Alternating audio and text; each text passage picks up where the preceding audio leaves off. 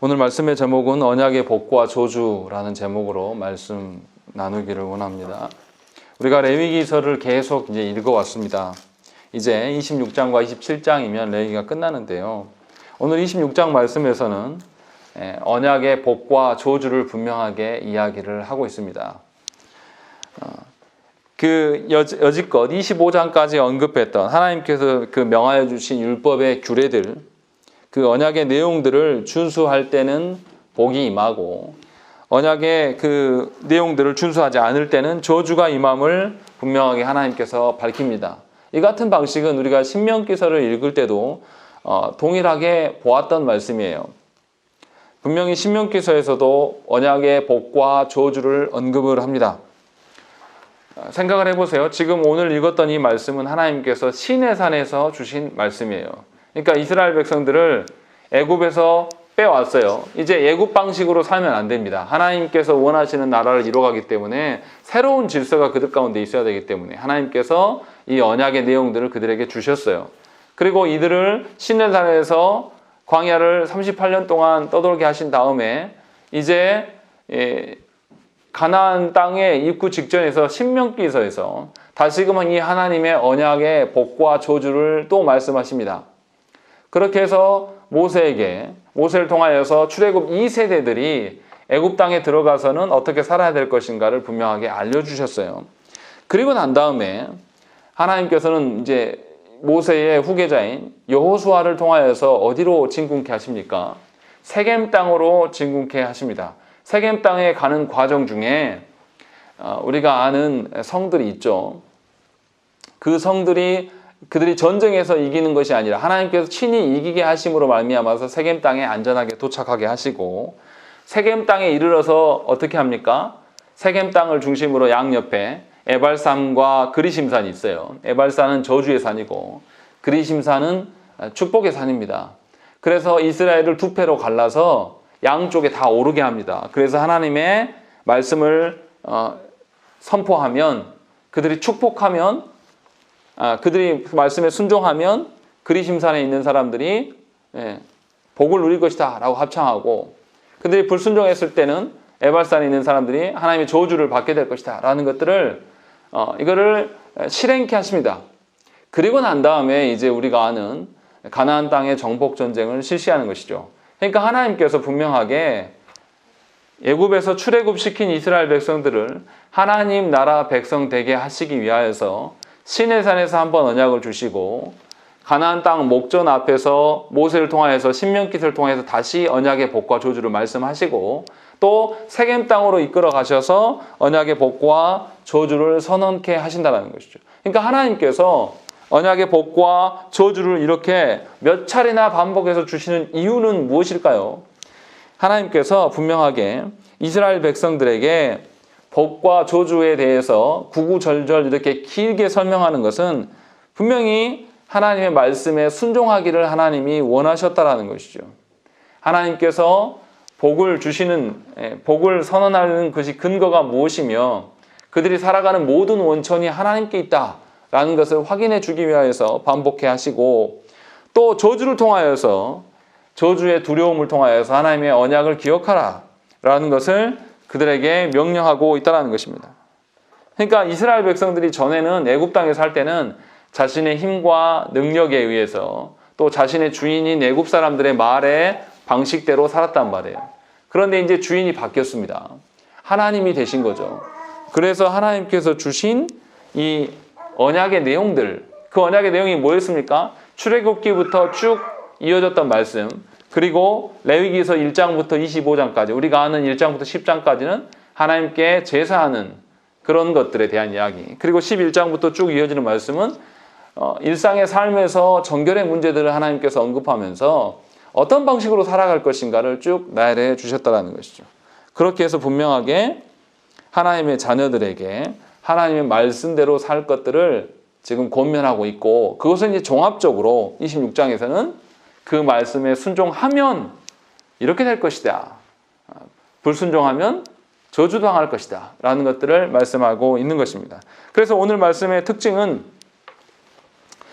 처음에 1, 2절에서는 하나님의 그 4가지 명령을 언급하고 3절부터 13절까지는 6가지 축복을 언급을 하십니다.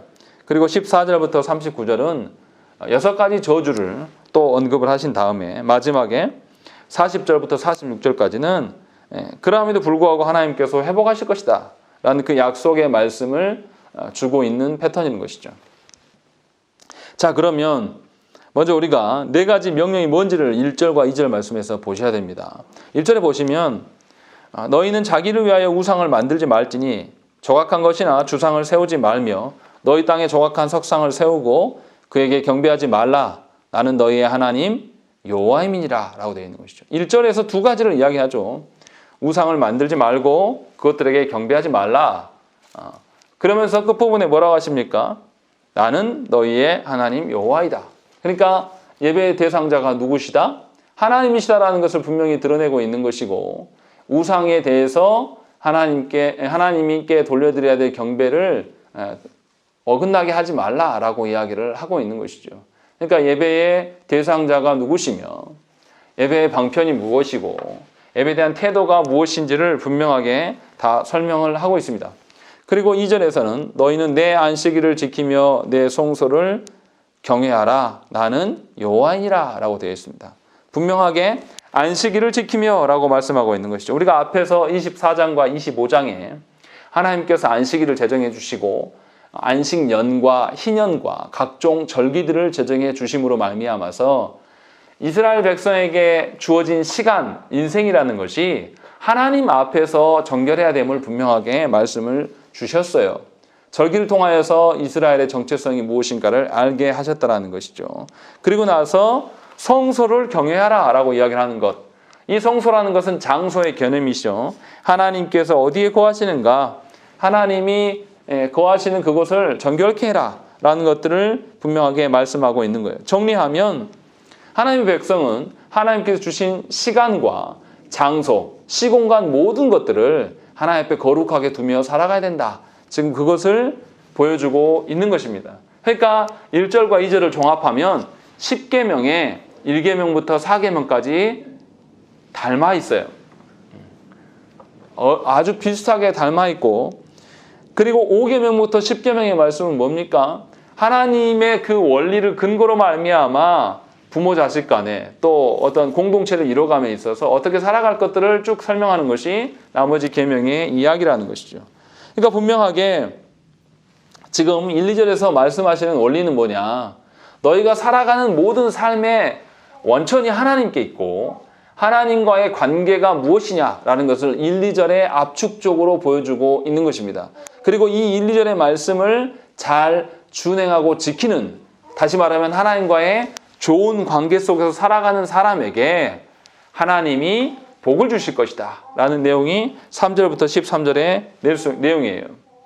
그러니까 하나님과의 관계가 어긋나 있는데 우리 안에 여기서 말하는 복들이 임하고 있다면 뭔가 이상한 겁니다. 분명히 아셔야 돼요. 분명히 3절에서도 너희가 내 규례와 계명을 준행하면 이렇게 말씀하는 거예요. 말씀을 준행하면, 그대로 말씀대로 실행하면 하나님이 이러저러한 복을 주시겠다라고 말씀하고 있다는 것이죠. 그러니까 분명히 우리가 하나님과의 바른 관계 속에서 살아가고 있고 하나님이 명하시는 대로 살고 있는데 나에게 벌어지는 일들인가 아닌가를 점검해야 한다는 것이죠. 그런데 사람들 어떻게 합니까? 1, 2, 3절을 쏙 빼놓고 이거를 빼놓고 뭐만 이야기하는 거죠? 4절부터 13절까지 나왔던 뭐만 바라는 거죠? 복의 목록들만 우리에게 임해지기를 원한다는 것이죠. 그러나 분명하게 하나님께서 복 주신다는 의미는 하나님의 말씀 앞에 순종함이 전제되어 있습니다. 그러니까 하나님의 복 이야기하려면 하나님 앞에 순종이 먼저 선행돼야 돼요. 그렇지 않고 그것을 빼 던져버리고 난 다음에 복만 이야기하는 것은 하나님을 욕보이는 것이고 하나님을 기만하는 것입니다. 그래서 분명하게 하나님께서 그 하나님의 규범, 하나님이 누구시고 하나님과 어떤 관계를 맺으실까 이것을 언약의 내용으로 주셨고 그 언약의 내용을 아주 요약적으로 1, 2절에서 지금 보여주고 있는 것입니다. 그러니까 하나님께서 요구하시는 것은 뭡니까? 우리에게 복 주시기를 원해요. 그러나 복 주시기를 원하는 것의 이유가 뭡니까? 하나님과 우리와 바른 교제, 사랑의 관계를 하나님께서는 유지하기를 원하신다는 거죠. 우리가 성경 공부 시간에, 주중 성경 공부 시간에 삼위 하나님의 속성이 어떤 것이냐, 당신의 사랑을 계속 겉으로 드러내시는 하나님이시고 계시하시는 하나님이시다 라는 이야기를 배웠습니다. 다시 말하면 하나님은 원래부터 당신의 사랑을 드러내시기를 좋아하시는 하나님이시고, 그래서 당신의 사랑을 우리로 말미암아서 우리에게 전수하시고 우리와 함께 관계 맺음으로 당신의 아름다움을 온 피조 세계 가운데 드러내기를 원하심이 하나님의 기쁨이라는 거죠. 그래서 우리에게 순종을 요구하고 계시고 우리에게 하나님의 복을 말씀하신다는 것이죠. 그런데 이제 복의 항목을 들어가기 전에 우리가 생각해 봐야 될 게 하나 있는데요. 여기에 나타난 복들이 다 어떤 복이냐면요. 우리에게 완전히 주어지는, 우리에게 완전히 줘버려서 우리 마음대로 할 수 있는 복이 하나도 없어요. 6가지 복의 목록이 4절부터 쭉 나오는데요. 제일 처음에 나오는 복의 목록이 뭐냐면 철 따라 비를 주시겠다. 이른 비와 늦은 비를 주신다. 라고 이야기를 해요. 근데 이른 비와 늦은 비, 우리가 수도꼭지 틀처럼 원하는 대로 우리에게 딱 주어진 거면 어떻게 하겠습니까? 수도꼭지 틀면 물이 나옵니까? 안 나옵니까? 나와요. 우리 마음이에요. 그런데 비 내리는 게 우리 마음입니까? 아니에요. 뭔가 하나님 복을 주시긴 주시는데 우리한테 완전히 주신 게 아니라 일시적인 것이에요. 그리고 또 6절에도 평화에 대한 이야기가 나옵니다. 근데 나중에 저주의 목록에 보면 이 평화가 깨집니다. 분명히 6절에서도 그 평화에 대한 언급을 하는데 하나님과의 바른 관계 속에 있을 때에만 평화다라고 이렇게 이야기하는 거예요. 이게 영원히 우리에게 주어진 우리 것이 아니라 하나님과의 관계 속에서 한시적인, 일시적인 복을 말하고 있고 그 뒤에 나오는 모든 것들이 다 뭐냐면 다 일시적인 복입니다. 그래서 분명하게 평화나 사나운 짐승으로부터 어떻게 보호받는 거나 이런 것들이 복이 됐다가 또 사나운 짐승이 저주가 되는 그런 방식으로 서 있는 거예요. 다시 말하면 드리고 싶은 이야기는 뭐냐면 하나님께서 우리에게 우리가 갖는 복을 주시지 않는다라는 것이죠. 왜냐하면 하나님은 우리와 사랑의 관계를 맺기를 원하시기 때문에 복이 일시적인 복, 하나님과의 좋은 관계에 있을 때만 누릴 수 있는 그런 복, 이런 것들을 우리에게 주신다라는 것이죠. 그러니까 우리가 하나님의 복을 누리려면 어떻게 있어야 되겠습니까? 하나님과의 바른 관계 가운데 있어야 되는 거예요. 그러니까 신자가 복을 위해서 기도해야 되겠습니까? 하나님과의 바른 관계를 위해서 기도해야 되겠습니까? 당연히 하나님과의 바른 관계를 위해서 기도하는 거예요. 하나님을 향해서 복 달라고 건강 주시고 자녀가 잘 되고 돈이 많아지고 권세를 누리게 이런 거는 다 미련한 겁니다. 하나님이 뭘 원하신지에 대해서 아무런 관심도 없고 하나님이 어떤 성품을 가지신 분인지에 대해 전혀 아는 바가 없이 그냥 자기가 원하는 이기적인 사랑을 말하는 거예요. 그러나 우리 삼위 하나님께서 우리에게 베풀어 주신 사랑은 이기적인 사랑이 아니라 이타적인 사랑입니다. 삼위 하나님께서 어떻게 하십니까? 성자 예수 그리스도께서 자기 주장하지 않으세요. 성부의 계획에 따라서 순종하십니다. 성령 하나님도 자기를 드러내시지 않고 누구를 드러내십니까? 성부 하나님과 성자 예수 그리스도를 드러내는 방식으로 서 있어요. 이런 방식으로 서로가 교제한단 말이죠. 그러니까 서로가 서로를 드러내는 방식으로 교제하고 사랑하는 분이 삼위 하나님이시죠. 그러니까 그 하나님께서 주신 사랑이 우리에게 그런 방식으로 적용될 수밖에 없다는 거죠. 그러니까 우리가 하나님을 사랑함으로 말미암아 복을 누리는 것이 너무나 합당한 거예요. 하나님이 이기적으로 보이는 것이 아니라 하나님의 이타적인 사랑 앞에 우리가 그 사랑 앞에 녹아내릴 수밖에 없는 것이죠. 그런 점에서 그리스도인들이 누리는 사랑이 무엇인지를 잘 생각해 봐야 돼요. 그리스도인들이 누리는 사랑은 하나님으로부터 값없이 받은 사랑이고 이타적인 사랑이기 때문에 뭔가 가치가 있고 뭔가 다른 목적을 위하여서 사랑하는 것은 거짓 사랑입니다. 태극기 부대를 이끄는 몇몇 거짓된 목사들이 다른 목적으로 지금 거기에 서 있잖아요. 정말 하나님의 영광을 위하여서 거기에 데모하러 나가는 게 아니지 않습니까? 자기 정치적인 어떤 역량을 누리려고 성도들을 선동하는 것. 이것은 결국은 하나님의 교회를 욕되게 하는 것이고 세상 가운데서 성도됨이 무엇인지를 알 수 없게 흐려버리는 적그리스도적인 행동들을 하는 것입니다. 이런 사랑은 하나님이 절대 기뻐하지 않으십니다. 지금 그것을 우리가 분명히 아셔야 된다는 것이죠. 그래서 하나님께서는 4절에 보시면 철 따라 비를 주시는데 가나안 땅에는 물이 귀한 지역입니다. 그래서 농사를 지으려면 이른 비와 늦은 비가 반드시 물이 뿌려져야 돼요. 물이 없어요. 안 그러면. 그렇지 않으면 농사를 지을 수가 없는 것이죠. 다시 말하면 뭐냐면 하나님께서 비를 내려주시지 아니하면 아예 열매를 맺지 못합니다. 열매를 맺지 못하면 이들 어떻게 되겠습니까? 굶을 수밖에 없어요. 그러니까 땅을 풍요롭게 하시는 하나님, 비를 내리심으로 말미암아 땅을 풍요롭게 하시는, 다시 말하면 이스라엘의 생존권을 갖고 계시는 하나님, 그 하나님께 순종할 것들을 처음에 복을 언급하면서 말씀해 주시고, 두 번째는 평화를 약속하십니다.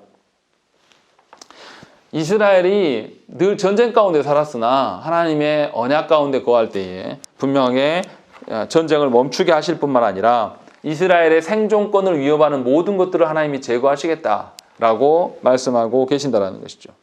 그리고 세 번째 복은 뭐냐면 이스라엘 백성들이 사람으로의 침략 말고 들짐승으로부터의 침략을 하나님께서 막아주시겠다라고 이야기를 하십니다. 들짐승이 침략하지 않으려면 어떻게 해야 되겠습니까? 그 땅이 더 많은 생산량을 내면 들짐승이 민가까지 내려올까요? 안 내려올까요? 내려올 필요가 없는 거예요. 다시 말하면 하나님께서 사람뿐만 아니라 누구도 돌보아 주셔야 되는 것이죠. 피조 세계의 동식물들까지도 하나님께서 다 돌보셔야지 진정한 복이라는 것입니다. 그래서 사람을 지키는 방식이 이런 거예요. 그러니까 사람이 야생 동물들을 방치하고 우리만 이기적으로 우리만 먹고 사는 방식으로 서 있으면 하나님 결국은 또 다른 피해를 야기할 수밖에 없다라는 것들을 우리가 이제 아셔야 되고, 하나님께서 그런 방식으로 복을 주신다라고 이야기하는 것이고, 또 네 번째 복은 전쟁에서의 승리를 약속하십니다. 7절과 8절 말씀 보시면 너희의 원수들을 쫓으리니 그들이 너희 앞에서 칼에 엎드러질 것이라. 또 너희 다섯이 백을 쫓고 너희 백이 만을 쫓으리니 너희 대적들이 너희 앞에서 칼에 엎드러질 것이며 라고 되어 있습니다. 여기서 분명하게 뭐라고 하시냐면 6절부터 이어지는 말씀인데요. 내가 그 땅에 평화를 줄 것이다. 분명히 하나님께서 그렇게 하시겠다라고 이야기를 하는 거죠. 그러니까 7절과 8절도 원수들을 쫓게 하시는 분이 이스라엘 백성이 아니라 하나님이시다 라고 분명하게 밝히고 있는 것이죠. 중요한 것은 뭐냐면 다섯이 백을 이기고 백이 만을 감당한다는 것이죠. 이게 상상이 됩니까? 백이 만을 감당하면 1대 100이에요. 혼자 100명을 감당하는 것입니다. 그런데 이런 일들이 성경에 있습니까? 없습니까? 있습니다. 다윗의 용사들, 다윗의 그 부하들 중에 용사라 칭함을 받는 자들이 혼자서 800명을 죽이는 사건이 있습니다. 또 혼자서 300명을 제거하는 그런 기록들이 성경에 나타나요. 그리고 또 어떻게 합니까? 기드온의 300용사가 어떻게 몇 명을 죽입니까? 13만 5천 명을 쳐 부셔요. 나누기 하면 대충 나오죠. 1대 100보다 더 센 겁니다. 300명에 13만 5천 명을 죽인 거니까 뭐 1대 한 400 넘죠. 이런 방식으로 하나님께서 그들을 지키시겠다. 그러니까 사람의 능력에 있는 것이 아니라 하나님의 손에 모든 생존권이 달려있다. 지금 그것을 보여주고 있는 것입니다. 그리고 9절과 10절 말씀에는 하나님께서 자손을 번성케 하시고 그들을 풍요롭게 하실 것이다 라고 이야기한 거죠. 왜 자손이 번성해야 됩니까? 이스라엘 백성이 가나안 땅에 들어가 살면 그 땅을 다스리려면 어떻게 해야 되겠어요? 사람이 많아져야 돼요. 그래서 가나안 땅에 하나님의 자녀들이 충만해져서 거기에서 하나님의 다스림이 드러나야 되는 거예요. 하나님이 주인 되시는 땅이 되게 하시기 위해서 하나님께서 그들을 자손을 번성케 하실 것이다 라고 말씀하고 있는 것이죠. 그리고 나서 또 어떻게 합니까? 곡식을 풍요롭게 하시는데 어떤 곡식이냐면 아직은 묵은 곡식을 다 먹지 않았는데 햇 곡식을 하나님이 또 주시는 그런 방식의 풍요로움을 하나님께서 베푸시겠다라고 이야기를 하고 있는 것이죠. 그러니까 우리가 풍요로운 것도 하나님 안에서의 풍요로움을 구해야 될 것들이 이것이 하나님 주신 복이다라는 것을 오늘 말씀에서 이야기를 하고 있는 거예요. 그러니까 하나님과의 바른 관계를 회복하지 않으면서 하나님 돈 달라고 그러세요. 돈 주십시오. 하나님 건강 주십시오. 이거 다 사실 헛된 거라는 거죠. 분명하게.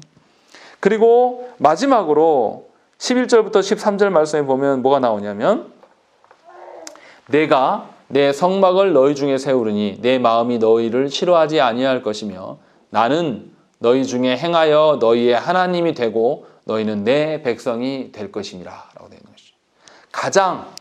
하나님께서 가장 큰 복이 뭐냐면 내가 너희들 가운데 살 것이다.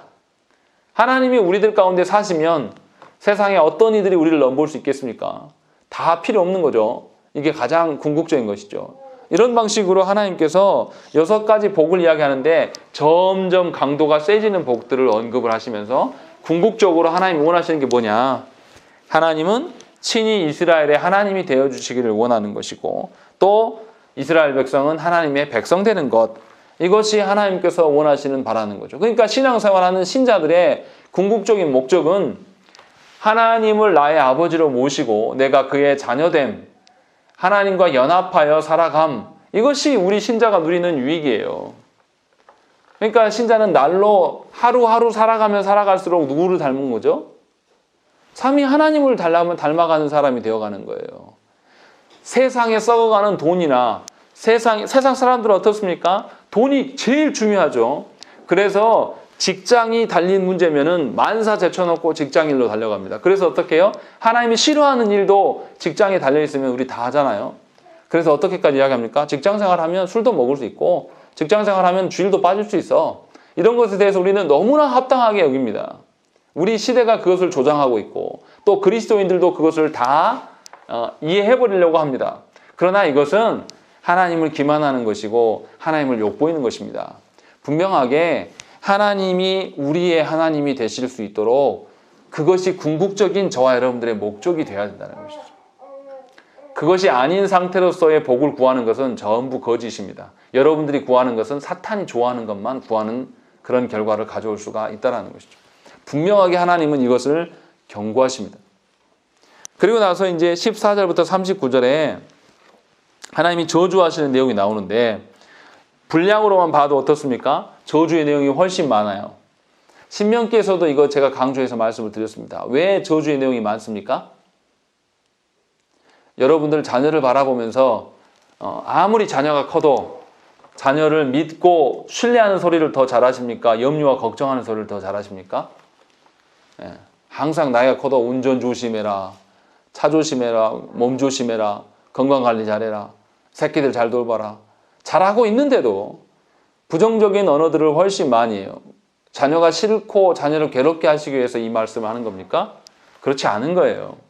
오히려 더 자녀를 염려하고 걱정하고 자녀를 사랑하기 때문에 이런 방식을 드러내는 것처럼 삼위 하나님께서 저주의 말씀들을 더 많이 하는 것은 인간의 본성이 죄성이 너무나 강하기 때문에 이 죄성으로부터 그들을 보존하시기를 원하셔서 그들의 마음 중심이 하나님을 떠나버리고 하나님과 상관없는 자 되는 것을 막기 위하여서 하나님께서 저주의 말씀들을 훨씬 많이 하신다는 것을 깨달으셔야 된다는 것이죠.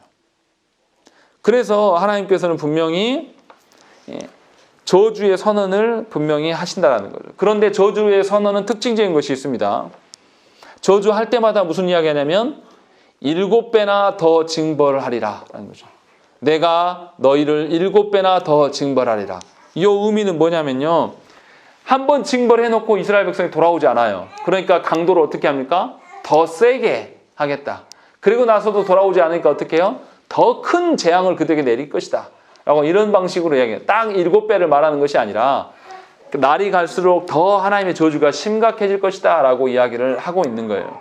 그리고 제일 마지막에 가장 강력한 저주는 무엇입니까? 이스라엘 백성들을 이방인의 손에 팔아버리겠다라고 하신 것이 가장 강력한 저주입니다. 생각을 해보세요. 레위기의 말씀을 어디서 주셨습니까? 시내산에서 주셨어요. 그리고 가장 큰 저주가 그들이 이방 땅으로 팔려갈 것이다 라는 저주예요. 그런데 이것이 언제 주셨냐면 가나안 땅에 들어가기 전에도 하나님 주셨고 신명기의 말씀을 주실 때도 또 주셨어요. 그런데 이스라엘 백성들이 실제로 그 나라가 팔렸습니까? 안 팔렸습니까? 그들이 나라가 없어져 버리고 노예로 다 팔려가 버렸단 말이에요. 저주의 가장 강력한 저주를 그들이 맛보았습니까? 맛보지 않았습니까? 맛보았다라는 거예요. 그러면 하나님이 저주의 말씀을 많이 하신 것이 이유가 다 정리되지 않습니까?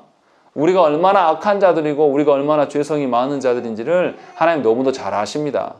그래서 저와 여러분들에게 우리가 듣기 좋은 말씀을 하기보다는 우리가 듣기 힘들고 거북한 말씀을 많이 하실 수밖에 없어요. 이것이 우리의 죄성이라는 것이죠. 하나님 이걸 너무나 잘 아셔서 분명하게 저주의 목록들을 언급을 하고 계시는데요.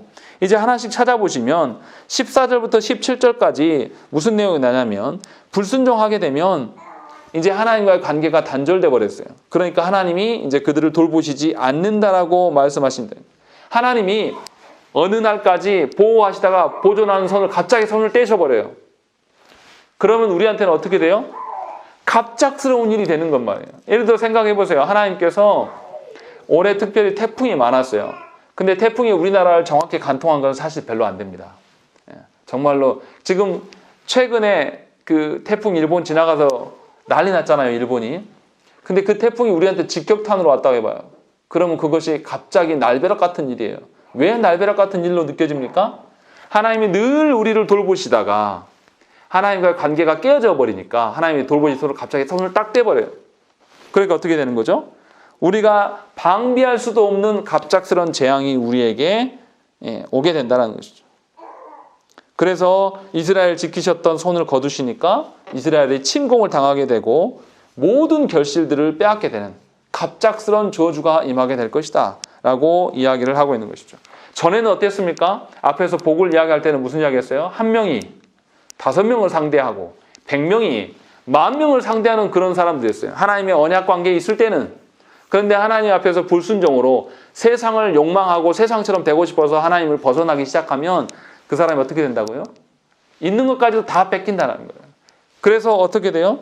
쫓아오는 사람이 없는데도 두려워서 도망가는 그런 자. 얼마나 그 재앙이 갑작스럽게 찾아와서 놀라면 쫓아오는 사람도 없는데 늘 불안하면서 도망 다닐까요?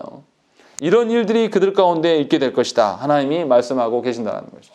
그러니까 우리가 하나님과의 바른 관계를 회복하지도 않으면서 하나님께 복을 주십시오. 자녀 문제를 해결해 주십시오. 이렇게 기도하는 것은 아주 교만한 것이고 저주를 불러오는 기도일 뿐이에요.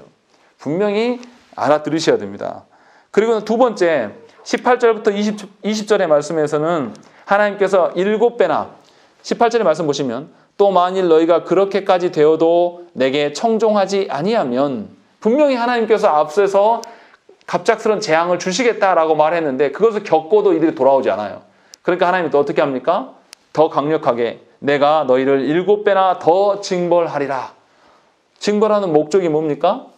이스라엘 백성들을 돌이키게 하시려고 하나님께서 이렇게 하신다. 근데 두 번째 재앙은 뭐냐면 기근이에요. 그래서 어떻습니까? 19절 말씀 보시면 너희의 하늘을 철과 같게 하며 너희 땅을 롯과 같게 하리니 라고 되어 있어요. 전에는 어떻습니까? 하나님께서 하늘에서부터 이른 비와 늦은 비를 내리시니까 어떻게 해요? 밭이 땅이 촉촉히 졌고 갈아엎을 수 있는 좋은 땅이었어요. 근데 하나님께서 비를 싹 멈춰버려요. 그러니까 어떻게 됩니까? 돌처럼 딱딱해진 땅이 돼버린 거죠. 저는 뭐 그 땅을 안 가봤는데 거기에 오래 사신 분들 이야기를 들어보면 비 오는 것과 안 오는 것의 차이가 엄청나답니다. 그 땅이. 그런데 하나님께서 비 뿌리는 계절이 있어요. 딱 그 정확하게 그때 비를 주시는데 비를 주시지 않으면 아무것도 지을 수가 없대요. 이거를 갈아엎기도 힘들고 갈아엎는다 해도 씨를 뿌려봤자 뭐가 됩니까? 비가 안 오니까 아예 싹도 안 튼대요. 그런 땅이라는 거죠. 그렇게 해서 그들에게 기근이 올 것이다 라는 거예요. 이게 무슨 말씀입니까? 하나님의 언약 관계에 의해서 하나님께 의존하며 살아가야 되는 그런 자들이 하나님의 백성인데 이들이 교만해서 뭘 믿는 거죠? 자기의 능력과 자기의 힘을 믿어요. 자기가 가진 어떤 관계들을 믿기 시작한단 말이에요. 하나님 아닌.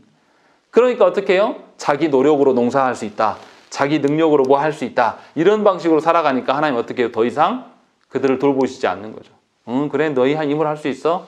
그럼 너희 힘으로 살아봐라 하면서 하나님께서 모든 공급원을 끊어버리시겠다라는 것이죠. 그리고 이 기근이 심해지니까 21절부터 22절 말씀에 뭐가 나옵니까? 이제 들짐승들이 이스라엘 백성들을 공격하기 시작해요. 들짐승들이 먹거리가 없어지니까 어떻게 하는 거죠? 이제 이스라엘의 가축들을 공격하고 거기에서 끝나는 것이 아니라 사람까지도 물어가기 시작하는 것이죠. 22절에 보시면 그것들이 너희의 자녀를 움키고 너희의 가축을 멸하며 라고 되어 있습니다. 그래서 어느 정도까지 돼버리냐면 짐승들에게 사람들이 잡혀 먹는 정도가 어느 정도냐. 22절에 너희의 수요를 줄이리니 너희의 길들이 황폐하리라 라는 것이죠. 길이 있는데 길을 보수할 만한 사람이 없어요. 그래서 길이 황폐해질 정도로 사람이 줄어버린단 말이에요. 얼마나 사람이 많이 짐승들에게 물어뜯기고 잡혀갔으면 길을 보수할 수 힘들 정도의 상황이 되겠습니까? 하나님께서 이러한 일들을 그들에게 또 저주로 내리신다는 것이죠. 그러니까 지금 보시면 첫 번째 하나님 갑작스런 재앙, 두 번째 기근이 오고 세 번째 들짐승이 오는 공격들이 따로따로 있는 것이 아니라 계속 누적돼 가고 있는 상태입니다. 그러니까 굉장히 무서운 것이죠. 그리고 네 번째 재앙이 뭡니까? 안 그래도 기근이 와가지고 사람들이 다 죽어 나자빠지고 별로 없고 먹을 것도 없는 상황인데 전쟁이 일어납니다. 전에는 어떻게 하셨어요? 하나님 언약 관계에 있을 때는 적군들이 쳐들어와도 누가 친히 나와서 싸우셨습니까? 하나님께서 친히 나가서 싸우셨어요. 그런데 25절 말씀 보세요. 25절 말씀 보시면 내가 칼을 너희에게로 가져다가 언약을 어긴 원수를 갚을 것이다. 누가 누구를 치시는 것이죠? 하나님께서 이스라엘을 직접 치시겠다라고 말씀하고 있는 것입니다.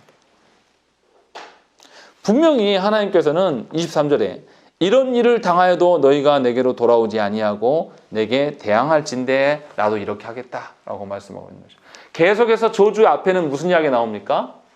너희가 돌이켜야 된다. 그렇지 않으면 내가 저주할 것이다. 하나님 계속 이런 방식으로 말씀하고 있는 거예요. 그러니까 하나님께서 지금 말씀하시는 거는 하나님과의 바른 관계로 돌아와라. 지금 계속 그 이야기를 하고 있는 겁니다. 그러니까 여러분들의 삶 속에서 하나님이 얼마나 여러분과의 그 관계를 회복하고 싶으셔서 애쓰시는가를 깨달으셔야 돼요. 하나님이 얼마나 이를 애타게 찾고 구하시는지. 그런데 우리가 얼마나 강팍하냐면 하나님의 관계를 회복하라고 그렇게 말을 해도 하나님 관계 회복하기보다는 무슨 기도만 합니까?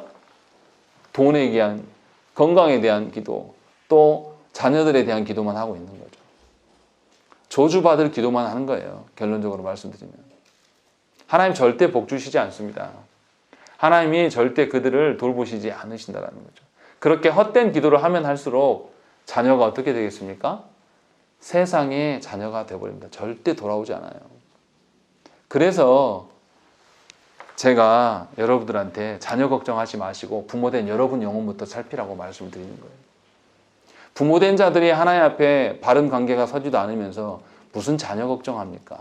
자기 영혼도 목양 못하는 사람이 무슨 다른 사람 영혼을 걱정해요. 자기도 하나님과의 바른 관계 속에 있지 않으면서 저주받을 기도만 하는 사람이 어떻게 남의 기도를 할 수 있냐 이 말이에요. 그럴 수 없다는 거죠. 내가 하나님의 사랑이 충만치 않고 내가 하나님의 그 돌보심 가운데 있지 않는데 어떻게 삼위 하나님의 사랑을 전달할 수 있겠습니까? 그것은 거짓말이에요.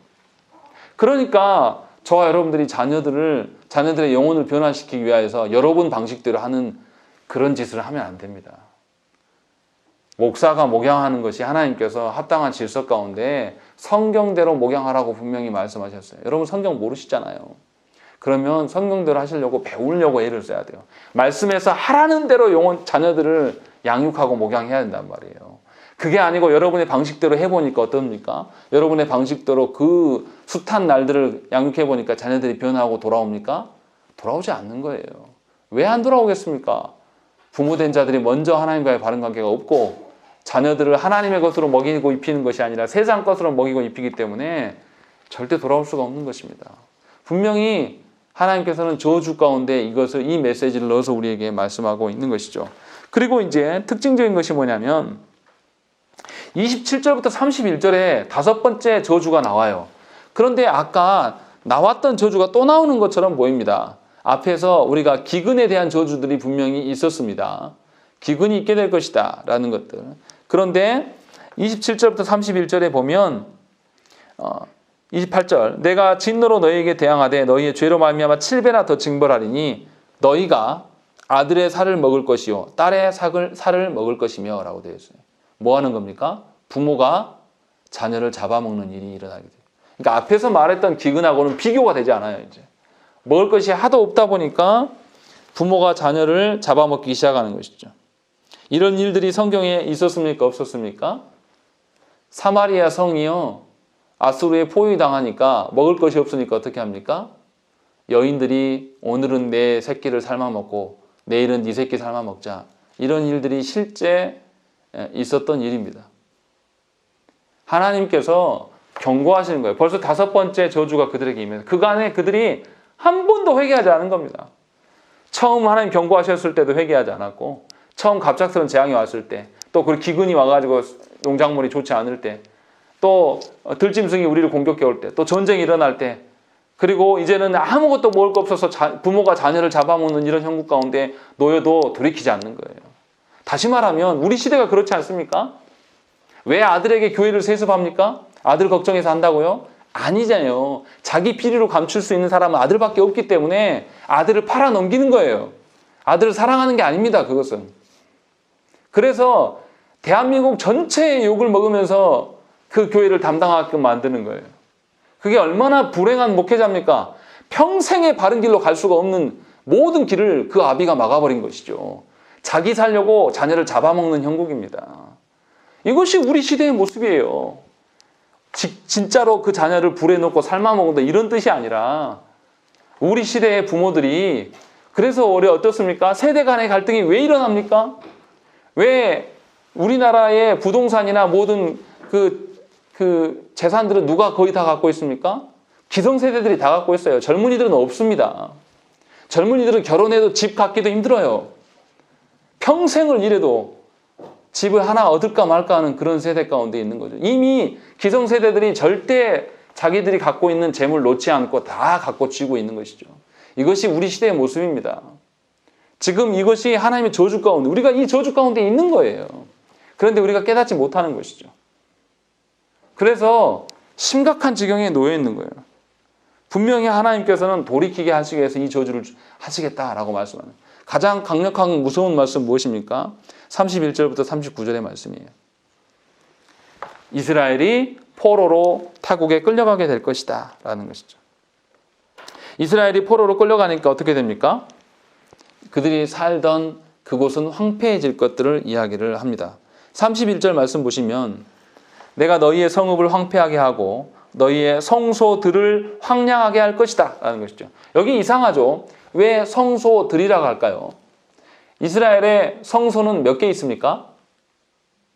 딱 하나예요. 근데 왜 성소들이라고 할까요? 이스라엘 백성들이 하나님 아닌 우상을 섬기기 시작했어요. 그리고 그들이 어떻게 합니까? 각종 산당과 각종 나무 밑에서, 상수리 나무 밑에서 우상을 섬기기 시작해서 사방군데가 더럽혀지는 것이죠. 이스라엘 입장에서는 그것이 성소예요. 왜냐하면 자기가 믿는 우상들에게 절하니까. 그래서 그런 일들이 있는데 하나님께서 전부 황량하게, 황폐하게 만들겠다. 그리고 그 뒤에 있는 말이 더 무섭습니다. 너희의 향기로운 냄새를 내가 흠향하지 아니하고 라고 하는 것이죠. 너희의 향기로운 냄새가 뭡니까? 제사를 드리는 거예요. 하나님이 제사를 받으신다고요? 받지 않으신다고요? 이제 너희 예배 절대 받지 않는다. 너희가 백날 예배를 드려봐라. 하나님과의 관계 가운데 회복되지 않으면서 진심으로 하나님 앞에 회개하고 돌이키지 않을 거면서 예배 시간만 채우고 가는 그런 더러운 예배 하나님 더 이상 받지 않겠다라고 말씀하는 것이죠. 이게 가장 무서운 말씀입니다. 하나님께서 당신의 자녀들로부터 어떻게 해요? 떠나가신 거예요. 이제는 그들과 함께 살지 않겠다라고 하나님이 아예 확인하신 것이죠. 그런데 놀라운 것은 뭡니까? 이 죄인된 이스라엘 백성들이 그 가나안 땅에서 쫓겨나게 되니까 땅이 어떻게 돼요? 땅이 안식을 누리기 시작하는 거예요. 이거 정말 중요한 말씀이에요. 죄인들이 떠나가면 그곳에서 하나님의 안식이 있다는 거예요. 그러니까 저와 여러분들이 하나님 앞에 설 때에 우리의 모든 죄악된 것들을 하나님께 도말하고 하나님께 회개해야 되는 것입니다. 하나님께서 사람을 모든 피조세계를 다스리라고 창조하셨어요. 그러면 사람이 그 땅에서, 자기가 거하는 땅에서 하나님의 질서들을 세워가야 될 사람들이었어요. 그런데 하나님의 질서가 아니라 자기 질서, 자기 생각대로, 자기 소견에 옳은 대로 행하게 되니까 범죄하게 되고, 범죄하게 되면 모든 피조세계가 신음하기 시작합니다. 우리 대한민국 봐보세요. 우리가 언제 미세먼지로 고통당했습니까? 우리가 언제 미세 플라스틱으로 위협을 당했습니까? 또 우리가 언제 방사능으로 걱정하고 염려합니까? 또 최근에는 돼지 병이 돌아가지고 수만두를 막 이제 다 처분해야 돼. 이런 일들이 왜 빈번하게 일어납니까? 우리의 죄 때문에 그래요. 대한민국이 회개하지 않기 때문에 그런다는 거죠. 그래서 모든 피조세계가 동식물이 저와 여러분들의 죄로 인하여서 신음하고 있는 거예요. 하나님 그래서 이 땅을 살리기 위하여서 어떻게 하는 거죠? 그 땅에서 이스라엘 백성을 포로로 쫓아내신다는 거죠. 다시 말하면 대한민국이 언제까지나 이렇게 풍요롭고 언제까지나 하나님 돌보심 가운데 있을 거라고 생각하십니까? 저는 그렇게 보지 않아요. 교회가 교회답지 못하고 교회가 점점 성도들이 빠져나가서요. 이제 통폐합하는 일들이 교회 안에 빈번하게 일어납니다. 우리 자녀들 세대에는요. 교회가 완전히 능을 잃을 겁니다. 정말 진실되게 하나님 앞에 올바른 관계를 세운 사람들만 교회 다닐 거예요. 어중이 떠중이로 우리처럼 어중이 떠중이로 이게 성도인지 직분자인지 알 수도 없는 그런 사람들이 교회에 꽉 차 있는 그런 시대는 이제 끝났어요. 제가 지난주에 안 믿는 어떤 동네분을 만나서 이야기를 했는데 그분이 그러더라고요. 어떻게 하다가 정광훈 목사랑 이야기 나왔는데 목사들이 다 그런 줄 알아요. 제가 그런 분들은 일부고 그렇지 않은 분들도 꽤 많습니다. 이렇게 하는데 뭐가 그러냐고. 목사들 다 그런 작자들 아니냐고. 그 말을 들으니까 해명이 안 돼요. 제가 막 설명을 해도 눈에 안 보이니까요. 이게 우리 시대의 모습이라는 것이죠.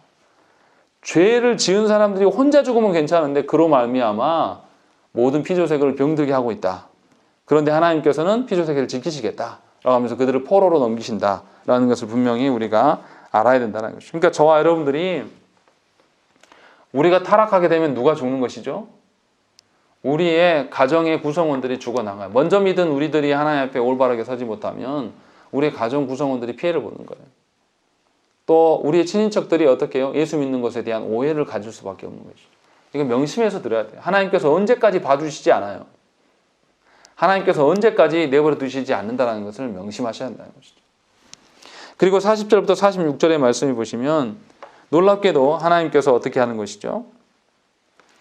그들이 40절 말씀 보시면 그들이 나를 거스른 잘못으로 자기의 죄악과 그들의 조상의 죄악을 자복하고 또 그들이 내게 대항함으로 나도 그들에게 대항하여 내가 그들을 그들의 원수들의 땅으로 끌어갔음을 깨닫고 그 할례받지 아니한 그들의 마음이 낮아져서 그들의 죄악의 형벌을 기쁘게 받으면 하나님께서 이미 맺은 야곱과 이삭과 아브라함과 맺은 언약들을 하나님께서 기억해 주시겠다라고 말씀하고 있는 것이죠.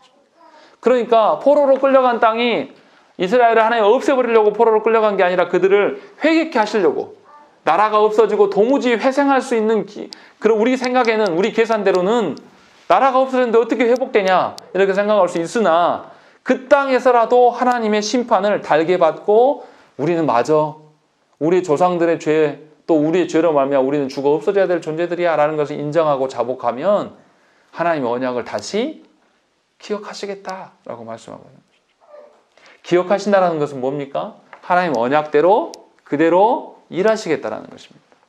하나님 언약대로 일하시면 어떻습니까? 앞서서 우리가 경험했던 하나님의 언약의 복, 6가지의 복을 누릴 수 있게 된다는 거죠. 그래서 하나님께서 다시 회복하실 내용들을 43절부터 45절까지 쭉 이야기를 하고 있는 거예요. 그러나 분명하게 회복의 근거가 뭡니까? 하나님께서 이스라엘과 맺으신 언약이라는 것을 저와 여러분들이 분명히 알아야 돼요. 아무 근거 없이 그냥 회복해 주십시오 이런 게 아니란 말이에요. 하나님이 말씀하신 언약의 근거로 말미암아 우리를 회복하실 것이다 라고 말씀하고 있는 거예요. 그렇기 때문에 그리스도인들은 앞이 캄캄하게 아무것도 안 보이는 그러한 절망의 상황에 놓일지라도 절망할 필요가 있습니까? 없습니까? 없습니다. 성도들이 다 떠나가고 딱 목사와 사모 둘만 남은 교회가 될지라도 하나님과의 바른 관계를 유지하려고 애를 쓰면 하나님이 절대 잊지 않으신단 말이죠. 그런 상황에 놓여도 하나님은 하나님의 일들을 수행해 가시고 하나님의 언약을 끝끝내 지키려고 몸부림치며 우는 자들을 하나님은 눈물을 닦아주시고 안아주신단 말이에요. 그러니까 저와 여러분들이 복 달라고 하나님께 기도할 것이 아니라 하나님과의 바른 관계를 위하여서 끝까지 인내해야 되는 것이죠. 하나님은 그런 하나님이죠. 한 번도 우리를 버리시지 않는 하나님이에요. 우리가 보기에는 우리 현실에서 이렇게 하면 더 효과적이고 이렇게 하면 더 합리적일 것이다 라고 생각되는 것이 얼마나 많습니까? 그래서 내가 경험한 것을 가지고 뭐라 해요? 자녀들한테 또 지인들한테 계속 강요하잖아요. 아니요, 이게 좋아. 아니요, 내가 보니까 내가 다녔던 교회들은 이렇게 하던데 왜 이 교회는 이렇게 해? 이런 말 얼마나 잘합니까? 그러나 그거 아무 필요 없다라는 거예요. 하나님이 보시기에 합당한 것을 해야 돼. 우리가 보기에 합리적이고 효율적인 것이 아니라 하나님의 말씀에 부합한 것, 그것을 하면 성도들이 안 오고 있는 성도들마다 괴로워서 떠나갈 것처럼 느껴질지라도 그 일에 우리가 몸담고 서 있어야 한다는 것이죠. 그래서 하나님께서 뭐라고 합니까? 46절 말씀에 이것은 여호와께서 시내산에서 자기와 이스라엘 자손 사이에 모세를 통하여 세우신 규례와 법도와 율법이니라 라고 말씀하고 있는 것이죠. 그러니까 하나님이 주신 그 율법을 통해서 누구 마음을 읽으라는 것이죠. 삼위 하나님의 마음을 읽고 그 하나님과의 바른 관계 속에 서라는 것입니다. 그것이 저와 여러분들의 하나님의 자녀됨이라는 거예요. 그러니까 그리스도인들은 이 하나님의 돌보심 속에 살아가는 자들이기 때문에 최악의 상황이 와도 슬퍼만 할 필요는 없어요. 고통스럽지 않다는 뜻이 아니에요. 고통스럽습니다. 어려운 일을 당하면 눈물이 나고 괴로워요. 그러나 괴로워만 하시지 말라는 거죠. 하나님은 우리를 버리시지 않아요. 하나님의 언약대로 하려고 끝까지 애쓰는 사람에게 하나님은 복을 주시는 하나님이시지 절대로 그렇게 비리비리하게 살다가 내버려 두시는 하나님이 아니란 말이에요. 그러니까 하나님의 말씀대로 살려고 애를 쓰십시오. 그것이 우리가 살 길이에요. 그것이 하나님 나라를 이루어가는 측면에 가장 효과적인 것입니다. 우리의 처지대로가 아니라 하나님의 원하시는 대로 서기를 위하여서 우리가 늘 하나님께 구해야 됩니다. 특별히 하나님께서 구약 성경에서 이 복과 저주에 대한 이야기를 얼마나 많이 하시는지 몰라요. 저와 여러분들이 분명히 언약 앞에 순종하여서 하나님의 복을 누리셔야 됩니다. 그래서 하나님과 함께 살아가기 때문에 세상 사람들은 두려워하는 일들이 우리에게는 더 이상 두려운 일이 아니고 세상 사람들의 근심과 걱정인 일들이 더 이상 우리에게는 근심과 걱정이 되지 않는 역사를 누리시기를 간절히 축원합니다. 우리 함께 기도하겠습니다.